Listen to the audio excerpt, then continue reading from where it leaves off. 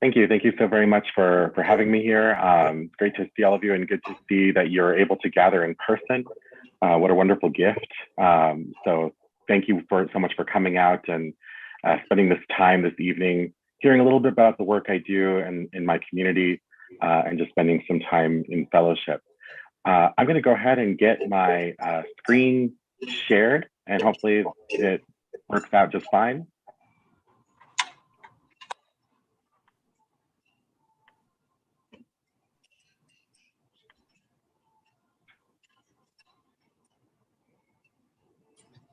All right, is everybody able to see the screen?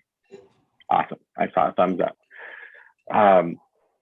Right, so this talk tonight is a really abbreviated version of talks I've given in other spaces, but really about the emerging racial justice lessons that we're learning here at Red Cloud as a Jesuit school on the Pine Ridge Indian Reservation. But to really start talking about the lessons that we're learning, I have to give a little bit of an overview of the history of Indian boarding schools in this country for those who are unfamiliar, and particularly the role of the Jesuits through the lens of our own school's history. So Red Cloud Indian School started off as Holy Rosary Mission in 1888. When the Jesuits first came to the Great Plains, they were actually very unlike a lot of other missionaries at the time who focused more on sort of cultural evangelization, whereas the Jesuits were interested for sure in evangelization, but they did it from a different lens. They often learned how to speak Lakota and Dakota and learned a bit more about the culture of the people there, and thus developed really interesting friendships and relationships over time.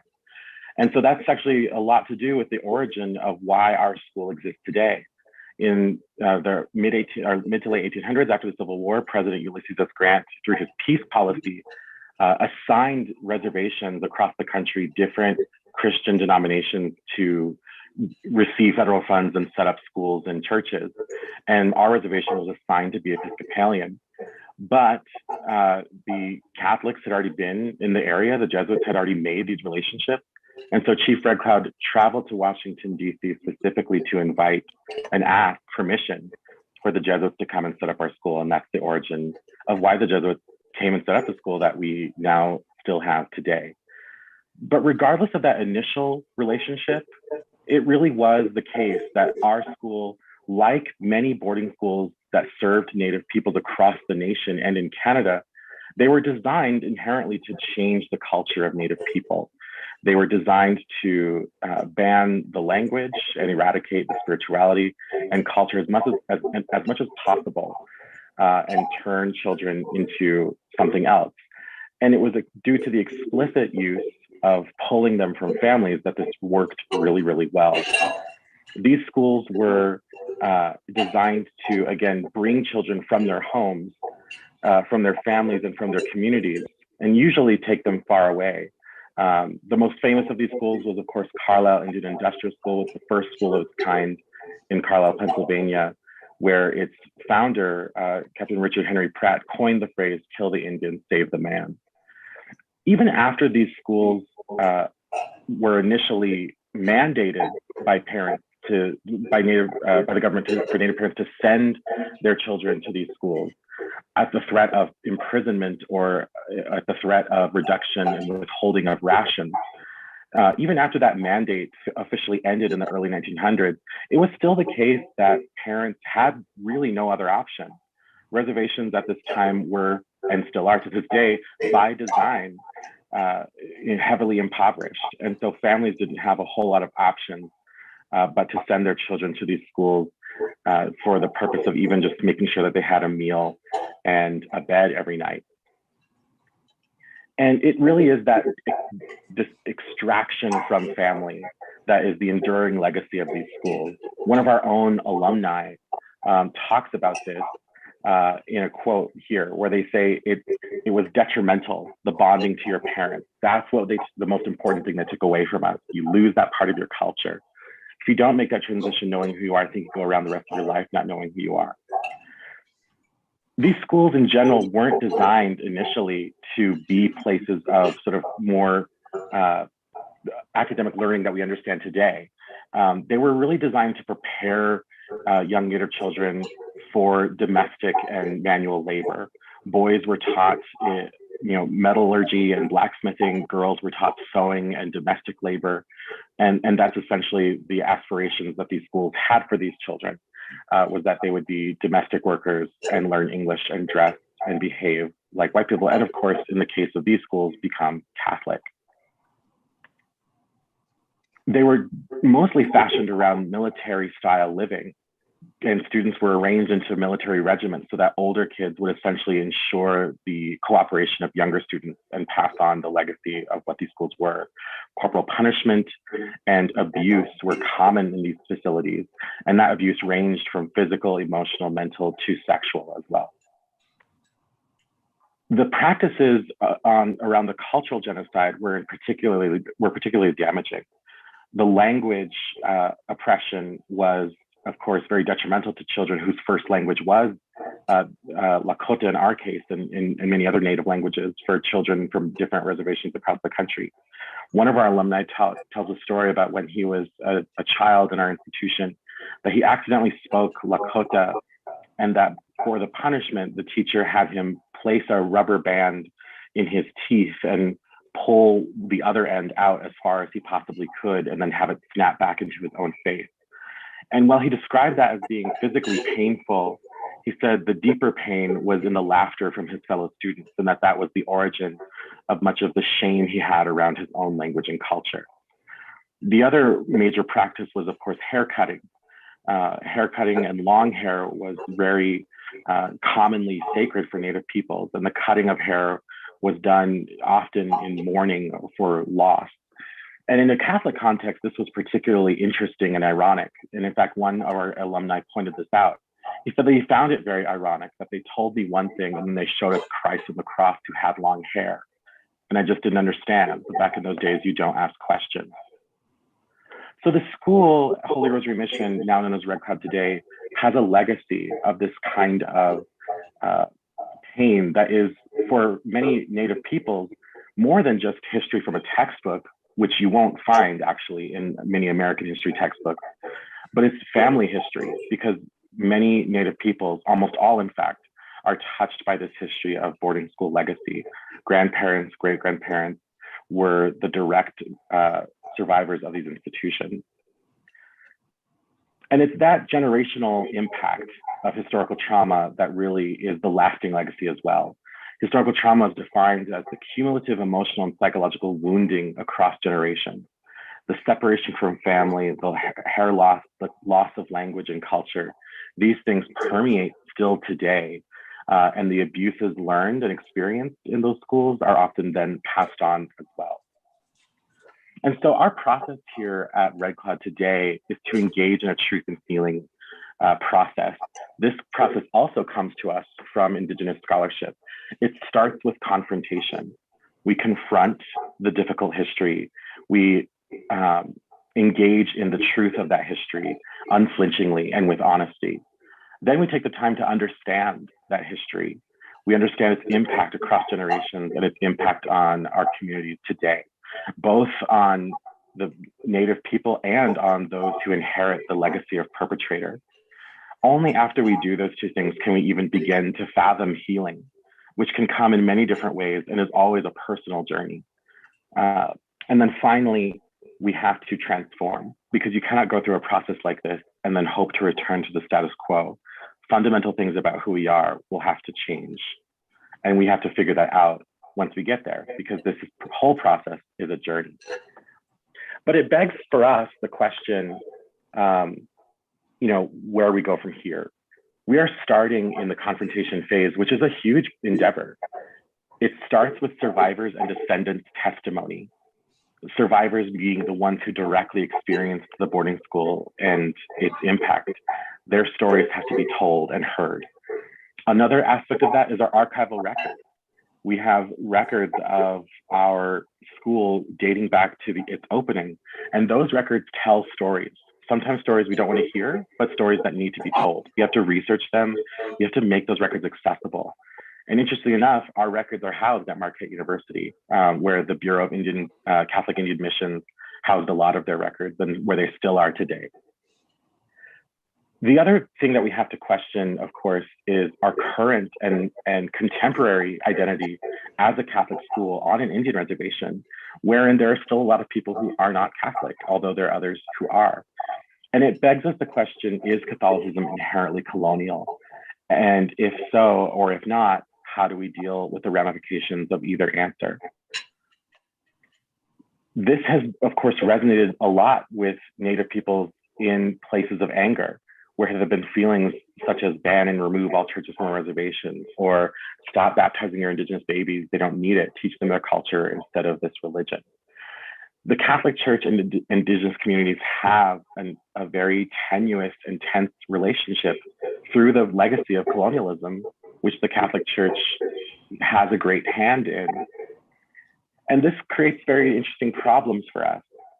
The binary effect on Native Christianity, where people who are both Native and Christian have to deal with a legacy that tells them that they can't be one or the other, that being one or the other means sort of betraying the other, or that these two things don't square, and they have to find some sort of compromise. And in general, it builds to this missing intra-community conversation. In the wake of Canada's news this summer out of Kamloops, where now we're hitting the number 7,000 unmarked graves found in Canada's different residential schools. One of the things that has happened in the aftermath is the burning and the vandalism on Catholic churches in Canada. The thing that we're not talking about is those churches that were burned or vandalized were often churches attended by Native people in their home communities. And those, so that, binary effect, as I mentioned, is a challenge for the Native community itself. And then, of course, there's the calls for apology. I think apology is on the way. For those who aren't familiar, the Catholic Bishops' Conference did issue a formal apology, which was something that was taking them a while to do in the wake of this summer's news. And I think it will pave the way for Pope Francis to give a formal apology when he visits Canada and meets with First Nations people in this coming year. But there are a couple problems with apology. I'll just say two things about it. One, it's incredibly important. It's important because it's more than just an I'm sorry. It's an acknowledgement and a statement of belief. I believe you. I believe the things that happened here were terrible, and I believe that they shouldn't have happened, is what comes with a good apology, and it's what survivors need and want to hear. At the same time, apology in and of itself cannot be just a moment, because if it is just a moment, then it lives and dies the moment it's uttered, heard only by the people who are there to hear it, and heard by no one else beyond that. And thus, an apology can't be a moment, it has to be a way of moving forward, and a behavior and a mentality. And to briefly just end on a couple of notes regarding what we do together as a Catholic Church on this issue moving forward, I'll actually turn to a theologian named Brett Salkeld, who is the theologian for the Diocese of Regina in Canada, who made it very clear that even from the basis of Catholic doctrine and belief, the Catholic Church should have never been involved in Indian boarding schools. And he says it quite plainly when he says, the Church's participation in Canada's residential schools, whose explicit and primary goal was the destruction of Indigenous culture, was a direct repudiation of the Council of Jerusalem. It was, to be blunt, heretical.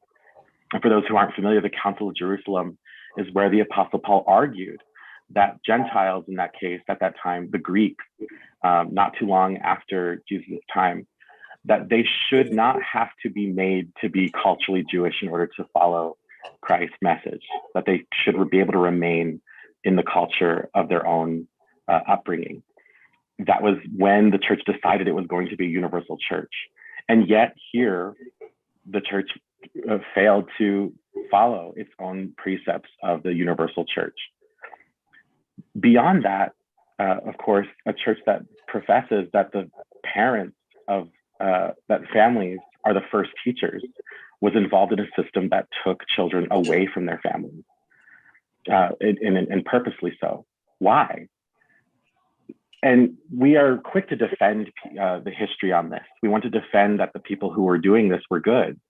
But here even Salkeld says the suggestion that Catholics could not have known any better given the basic attitudes of the time does not hold water.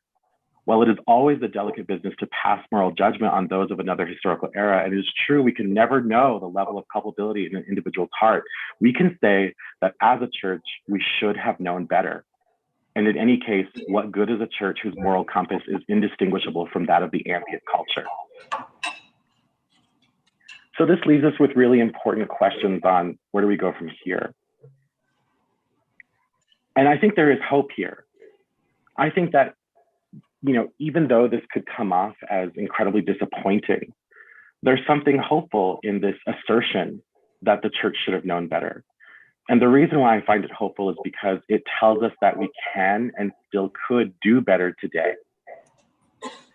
He adds this other piece where, though we can, lament Christianity's complicity with colonialism, and that it has a long and sad history, it is also the case that when Christianity is at its missionary best, the missionaries themselves clearly see that Christianity cannot be identified with any one culture, and that sharing the gospel means freeing people from oppressive systems, not imposing them. So we can lament that the church in this case was a functionary institution that imposed oppression, and yet we can celebrate that we know that shouldn't have been the case.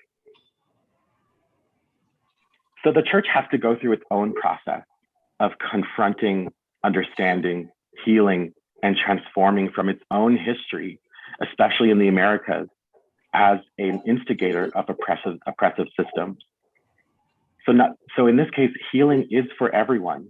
Healing isn't just for Native peoples who have to recover from the trauma of historic oppression. The church can also heal from its role as an instigator of oppression in history and transform into the church it truly is. And I think that just leaves us with a couple of questions. What does a decolonized or anti-colonial church look like? I think it looks a little bit like what was decided at the Council of Jerusalem, and we have to return to that. What are the ongoing challenges to recontextualizing and enculturating the Catholic faith in the context of colonialism, one that still exists today? And then finally, what steps must the church take to be proactive rather than reactive in this conversation?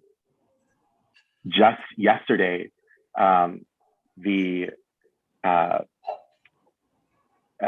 U.S. Conference of Catholic Bishops issued a letter to all of the bishops across the nation, encouraging them to cooperate and participate in Secretary Deborah Haaland's Department of Interior initiative to study all of these boarding schools across the nation. I think it's amazing that the church has already made that very first step at really ensuring and promoting cooperation. If we've learned anything from the sexual abuse crisis, it's that we should be proactive, open, and that's always going to be better and more oriented towards healing than defensive and closed. And that's all I have to say on my presentation. I know that there should be time for Q&A, and I'll turn it over to folks for being able to do that. Thank you. Hi, thank you so much. So we're going to transition into our Q&A session. Does anyone have any immediate questions or comments for Maka? Yes.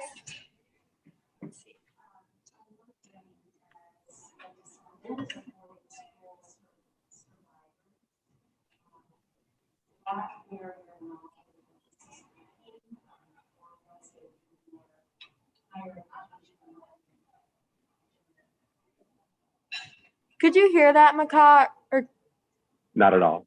okay. So she was asking if your knowledge comes from being a descendant of the boarding school, or if it comes from your higher education. Well, both. I mean, I am a descendant of boarding school survivors on both of my family sides. Some of them went to Holy Rosary Mission when it was a boarding school, and some of them went to Carlisle School. And so I do have that personal connection, as almost all Native people do, when they look back into their family history. Like I said, this is not just history in a textbook that you also won't find. It is family history. And so I do have that personal connection and experience. And I've heard, of course, stories from my own family's experience of their time in boarding school, some good and some negative. And that's always going to be the case for any experience, is that there will be people who had good experiences in boarding school and people who had negative ones. You can see a time difference in that trend. As these boarding schools entered into the 60s and 70s, when the cultural revolutions and civil rights movements were at their peak, these schools really did start to transition from being places of pure assimilational tactics to spaces that tried to start inherently being more multicultural and returning to some of the practices that they should have been doing from the beginning, but now do as a result of knowing better. And so you'll see that younger boarding school survivors tend to have more positive experiences than older ones who experienced much more assimilative time. The knowledge also comes from study. I mean, there have been lots of books written about this history. There have been lots of personal testimony. In Canada, from the year 2000 to 2015, the whole country engaged in a truth and reconciliation process over its Indian residential school system. And that came as a result of a lawsuit due to just damages that these survivors experienced. And that lawsuit ended with the Canadian judicial system basically making the Canadian government enter into a truth and reconciliation process. So this history is well documented across both countries. The problem here in the United States is that most people just don't know about that history. In Canada, prior to their nationwide truth and reconciliation process, something like 20% of the Canadian population even knew what Indian residential schools were. After the truth and reconciliation process, now over 70% of Canadians know about that history. In the United States, we don't know the number of people who are familiar with boarding school history, but I bet it's similar to the previous state of Canada. Great, thank you so much. Any other questions? Do we have one? Do you have my shoe on? They might want to either come up to the screen or just you'll have to repeat what they said. Yeah. You can have one. I think it's easier. Yeah, like right over here. Okay. Okay, thank you. Well, I identify as Indigenous and Catholic, and I know I'm interested in being a school counselor in an Indigenous community when I'm older. So I was just wondering, how are kind of schools today, and what is it like having schools that are kind of more, or Indigenous schools, and like the mix of Christianity in that today? Yeah, no, that's a great question. Thank you. And I'm also, for those who, if I didn't make it clear, I'm also Catholic and also, Native. And so it really is dependent upon the community. There are different tribal nations across this country that had different experiences with the way that Catholicism and Christianity in general entered their community. Some adopted it very willingly and integrated it into their cultures very easily and didn't face a whole lot of challenge as a result of that process. And those communities have, very strong feelings about their Catholic identities today, and they don't see them as necessarily at odds with each other. Whereas other tribal nations have very brutal experiences with how Christianity and Catholicism came to their communities. So it really just depends on the nation, on the Native nation that you go to. In the American Indian Catholic Schools Network, there are 7 schools that officially belong, but there are really around 22 schools in the country that are explicitly Catholic schools serving mostly Native communities near or on reservations. And I think all of those schools have different struggles in terms of how they understand their Catholic identity and their Native and their support of Native culture, language, spirituality, and how they integrate those things, if at all. There is still some very real challenges that we as a Catholic Church have around inculturation of Native culture into the Catholic faith. There's still some ancient bias against Native spirituality and culture, that it's demonic or pagan because of its practices being more closely tied to the land around where the people lived. And that's a struggle we still have. And I think in general, right, like we're still struggling in the United States in particular, not necessarily elsewhere in the world, because I think in other places they figured this out. But we're still struggling on to what extent is the Catholic Church a white church or a universal one? And that's something that Native communities is sort of in the midst of. So I would say it really depends. But this is a conversation that every community is having in some way, shape, or form, whether they are having it intentionally or not. Thank you. Thank you. Do you have another question over here? Yeah, I was just gonna ask, I know he mentioned something about them giving an apology to the people, like, was there any type of like reparations or anything, or did they just say like, sorry? Sure. So, I did hear that. You heard that? Okay. Yeah. Yeah, well, that's the thing. So the Jesuits, the Superior General of the Jesuits apologized on behalf of the Jesuits to Indigenous peoples in the 90s. And the Jesuits here at Red Cloud apologized to this community also in the 90s. And, Pope Saint John Paul II apologized to Native peoples back in, I want to say in the 1980s. I can't remember the exact year off the top of my head. And Pope Francis in the Amazon Synod has apologized on sort of behalf of, the entire Catholic Church's involvement in sort of the colonial project in the Americas writ large. The problem with, again, all of those things is that an apology sort of lives and dies the moment it's uttered. And people who didn't hear it or who weren't sort of in a space to know about that apology or even know why that apology was mattered, won't necessarily find it to be very genuine. And so it has to come with, I think, a more proactive approach. I think what's happening now is a bit more of that. I mentioned, right, the letter that was sent out to all bishops just yesterday about, making sure that the churches and dioceses across the nation cooperate. If they had Indigenous schools, these boarding schools in their diocese, and they have those records. But reparation is a very, of course, politically challenging topic. For many Native peoples, full reparations may never be given. And so there's this question of, is reconciliation truly possible if land will not be returned? Is reconciliation fully possible if sovereignty and autonomy is not fully given? But there's also different concepts around reparations.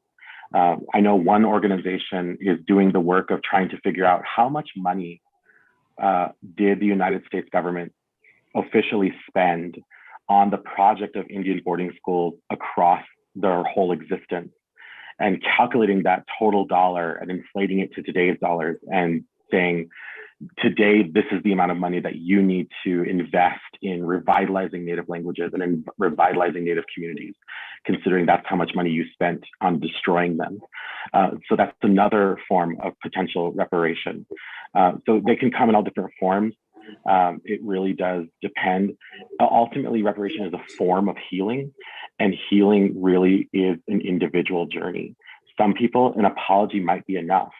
For others, nothing short of full sovereignty and full land return would ever be enough for them.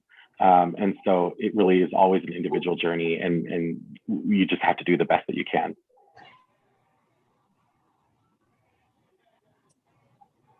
You want to come up here? Okay.